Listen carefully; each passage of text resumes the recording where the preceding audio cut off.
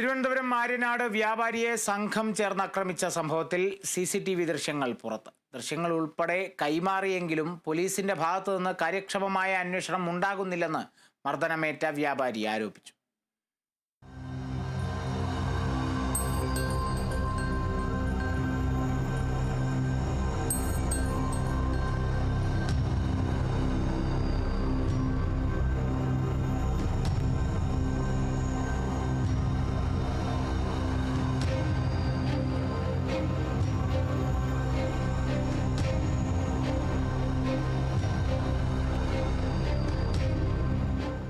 ഈ മാസം 4-നായിരുന്നു സംഭവം.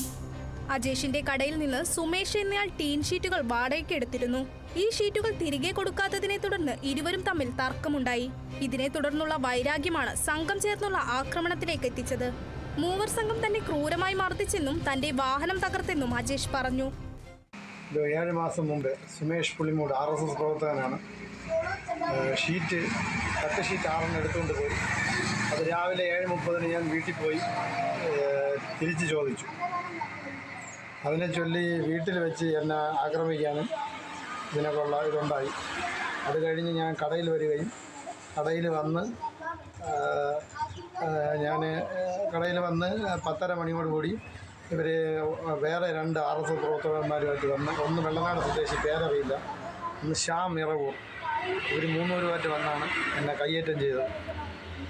അപ്പോൾ ഞാൻ ഇതിനെ തുടർന്ന് അതേ ദിവസം തന്നെ ഹോസ്പിറ്റലിൽ പോയി അഡ്മിറ്റായിട്ട് OP ടിക്കറ്റുമായിട്ട് ആര്യാട് സ്റ്റേഷനിൽ പരാതി കൊടുക്കുകയും അത് കഴിഞ്ഞ് ഇന്നലെ രാവിലെ DYSP ഓഫീസിൽ പോയി പരാതി കൊടുക്കുകയും ഈ 2 ദിവസങ്ങളിലും സ്റ്റേഷനിൽ നിന്ന് കേസെടുക്കാനോ ഇവരാരും ഒന്നും തയ്യാറാവാതിരിക്കുകയും ഇന്ന് ഒരു 10 മിനിറ്റ് മുമ്പ് ആര്യാട് സ്റ്റേഷനിൽ നിന്ന് വിളിച്ചു, എന്നെ മൊഴിയെടുക്കാം ചെല്ലാൻ എന്ന് പറഞ്ഞ് എന്നെ ഇപ്പോൾ വിളിച്ചിട്ടുണ്ടായിരുന്നു. കണ്ണിനും മൂക്കിനും സാരമായി പരിക്കേറ്റ് ചികിത്സയിലായിരുന്ന അജേഷ് പോലീസിൽ പരാതി നൽകിയെങ്കിലും കേസ് രജിസ്റ്റർ ചെയ്തില്ല.